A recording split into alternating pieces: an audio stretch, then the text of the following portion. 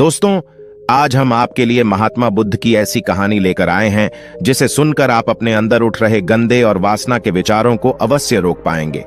एक बार एक युवक गौतम बुद्ध के पास आया और गौतम बुद्ध से बोला कि हे बुद्ध, मेरे मन में इतने गंदे विचार क्यों आते हैं? मैं नहीं चाहता कि मेरे मन में गंदे विचार आए, पर मेरे मन में हमेशा काम वासना के विचार चलते रहते हैं और मैं इनके बारे में सोच सोच कर बहुत परेशान हूं। मेरी ऊर्जा और समय यह सब सोचने में ही नष्ट हो जाता है और इन सब के विचारों की वजह से मैं कभी भी शांत नहीं रह पाता और मैं हमेशा ही स्त्रियों को देखकर मोहित हो जाता हूं, अपने आप को रोक ही नहीं पाता। बुद्ध मुस्कुराए और उन्होंने उस युवक से पूछा, क्या तुम्हें पता है यह काम वासना होती क्या है? फिर उसने ने उत्तर दिया और कहा, बुद्ध, मैं यह तो नहीं जानता कि काम वासना होती क्या है, पर हां, ये जो भी है बहुत बुरी चीज है। फिर बुद्ध ने उस युवक से कहा कि सबसे पहले तो तुम्हें यह समझना है कि प्राकृतिक रूप से जो भी चीज हमारे अंदर है वह बुरी नहीं है। हमारे जीवन में उसकी कुछ ना कुछ जरूरत है। वासना कोई बुरी बात नहीं है। यह तो हमारे मन की एक भावना है जो हमें किसी ना किसी चीज की कमी का एहसास करवाती है और फिर हम उस चीज को पाने के लिए उस चीज की तरफ आकर्षित हो जाते हैं। जैसे अगर तुम्हारे पास धन की कमी है तो तुम में धन पाने की वासना उत्पन्न हो जाएगी। तो वासना कुछ और नहीं, बस एक प्रकार की कमी है जो कि एक प्रकार की जरूरत का एहसास है, और जब यह जरूरत शारीरिक हो तो हम इसे काम वासना का नाम देते हैं। युवक ने गौतम बुद्ध को कहा कि बुद्ध, मुझे काम वासना का मतलब तो समझ में आ गया, पर आप मुझे यह बताइए कि यहाँ आती कहां से है और कैसे आती है? गौतम बुद्ध ने कहा कि काम वासना कहीं से आती नहीं है, यह तो हमारे अंदर ही होती है और इसका होना तो जरूरी भी है, तभी तो मानव जाति का विस्तार होगा। युवक ने कहा, जब यह हमारे अंदर ही है और जरूरी भी है तो फिर लोग इसे गलत क्यों बोलते हैं? बुद्ध ने कहा कि यही तो समस्या है। लोगों ने काम वासना को गलत तरीके से सोच लिया है, इसे छुपाने की, दबाने की कोशिश करते हैं। काम वासना गलत नहीं है, बल्कि काम वासना का गलत तरीके से प्रयोग करना गलत बात है। लोग जिससे प्रेम करते हैं बस उसी के लिए जीने लग जाते हैं, उसे पाना ही अपना मार्ग बना लेते हैं और उसी के बारे में हमेशा सोचते रहते हैं, पर यह सब गलत है। बुद्ध ने युवक से कहा, क्या तुम्हें पता है जानवरों में भी काम वासना होती है? युवक ने उत्तर दिया, हां बुद्ध, जानवरों में भी काम वासना होती है, क्योंकि जानवर भी तो आखिर अपने वंश को आगे ले जाएंगे। बुद्ध ने कहा, तो फिर हम जानवरों के काम वासना को गलत क्यों नहीं कहते? युवक ने कहा, मुझे नहीं पता महात्मा, आप ही मुझे बताइए।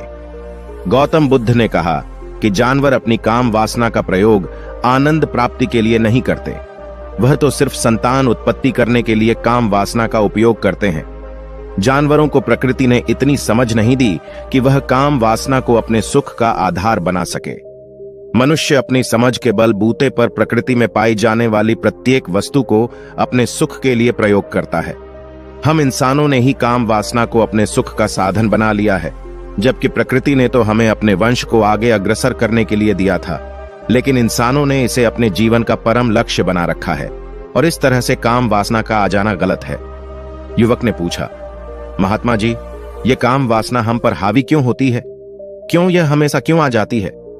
तब गौतम बुद्ध ने कहा कि सुनो, अब जो मैं तुम्हें बताऊंगा उसे तुम ध्यानपूर्वक सुनना।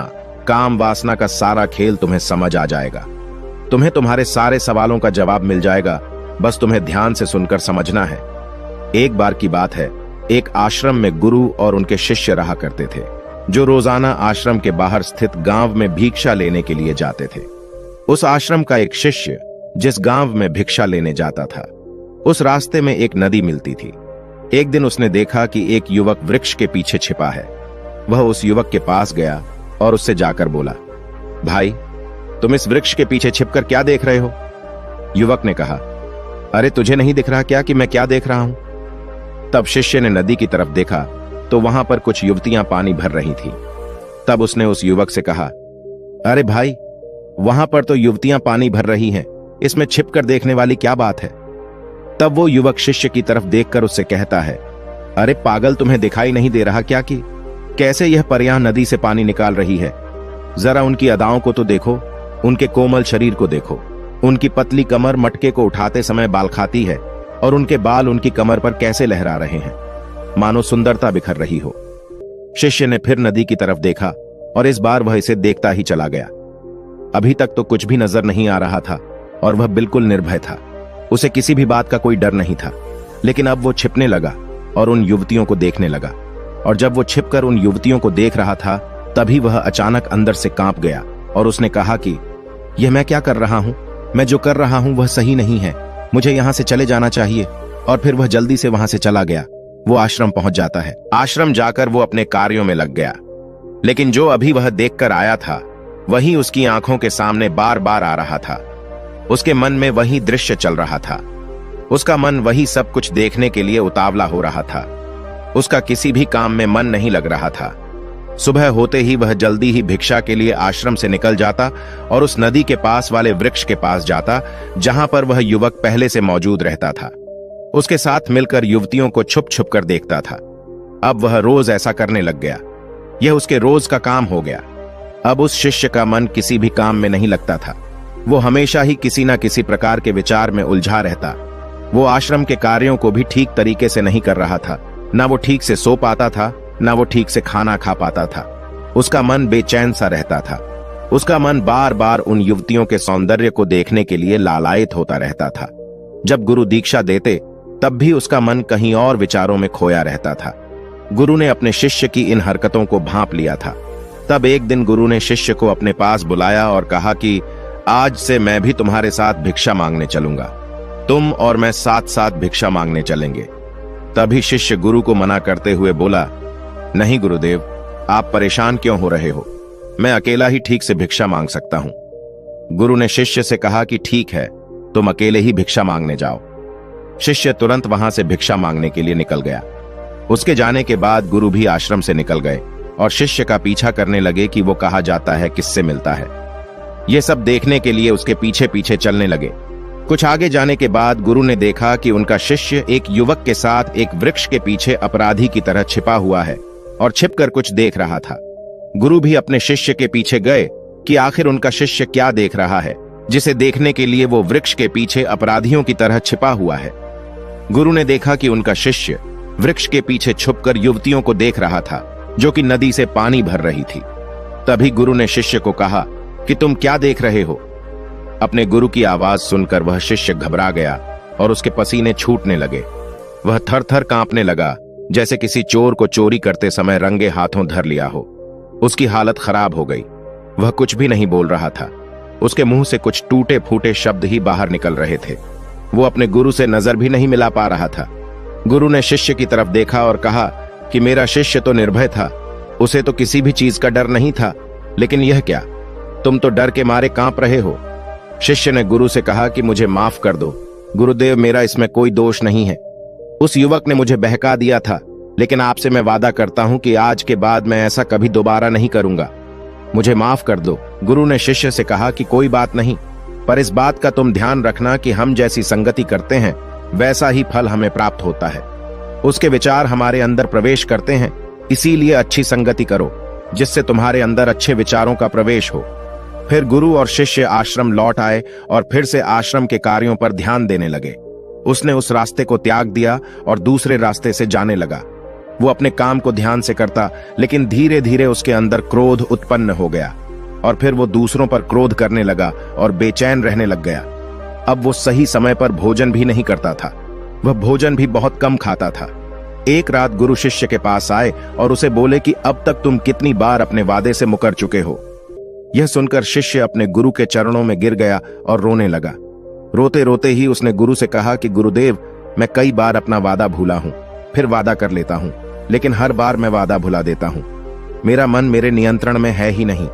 मैं बहुत कोशिश करता हूं कि मैं अपने मन से सारे बुरे विचारों को निकाल डालूं, लेकिन मैं चाहकर भी ऐसा नहीं कर पा रहा हूं। फिर गुरु ने शिष्य को कहा कि चलो मेरे साथ। गुरु शिष्य को आश्रम के बगीचे में लेकर गए और शिष्य से कहा कि देखो, यहां पर कुछ नाली बनी हुई है जिससे नदी का पानी इन पौधों तक आ रहा है और यह पानी एक निरंतर भाव से बह रहा है। क्या तुम इस पानी के बहाव को रोक सकते हो? शिष्य ने कहा कि हां गुरुदेव, मैं इस बहाव को रोक सकता हूं। फिर शिष्य ने मिट्टी उठाकर उस नाली में डाल दी। वो पानी कुछ देर के लिए रुक गया और फिर कुछ समय बाद मिट्टी के ऊपर से पानी बह गया। गुरु ने शिष्य से कहा, अरे यह क्या, यह तो पानी रुका ही नहीं। फिर शिष्य ने कुछ मट्टी पत्थर उठाकर उस नाली में डाल दिए और फिर कुछ समय के लिए पानी रुक गया, लेकिन फिर उस पत्थर के ऊपर से पानी निकल आया। फिर गुरु ने कहा कि यह क्या हुआ, पानी तो फिर से बह गया। तुम तो बोल रहे थे कि तुम इसे रोक दोगे। क्या हम किसी काम को रोकना चाहे तो क्या हम उसे रोक नहीं सकते? तब शिष्य ने कहा, कोई बात नहीं गुरुदेव, मैं इस पानी को तो आपको रोक के दिखाऊंगा। वह फिर से एक भारी सा पत्थर लेकर आया और उसे नाली पर डाल दिया और पानी रुक गया। तब गुरु से कहा कि देखा गुरुदेव, मैंने कहा था ना कि पानी को मैं रोक दूंगा। मैंने पानी को रोक दिखाया, आपकी बात मैंने पूरी कर दी। गुरु मुस्कुराए और बोले, अच्छा जरा ध्यान से देखो पा, ये रुक गया क्या? वो तो पीछे की नाली से बाहर आ गया और अगल बगल से बह रहा है। और ध्यान से देखो, इस पत्थर के आगे भी आ गया और यह पानी अपना रास्ता बदलकर फिर से आगे की तरफ बह जाएगा। और फिर कुछ देर बाद ऐसा ही हुआ। फिर गुरु ने शिष्य को समझाया कि तुम्हारे साथ भी तो ऐसा ही चल रहा है। तुम बार बार प्रयास कर रहे हो, पर हर बार तुम्हारा प्रयास टूट रहा है और यह हमेशा टूटता ही रहेगा। तुम कितना भी मिट्टी पत्थर रख लो, लेकिन पानी तो अपना रास्ता बना ही लेगा।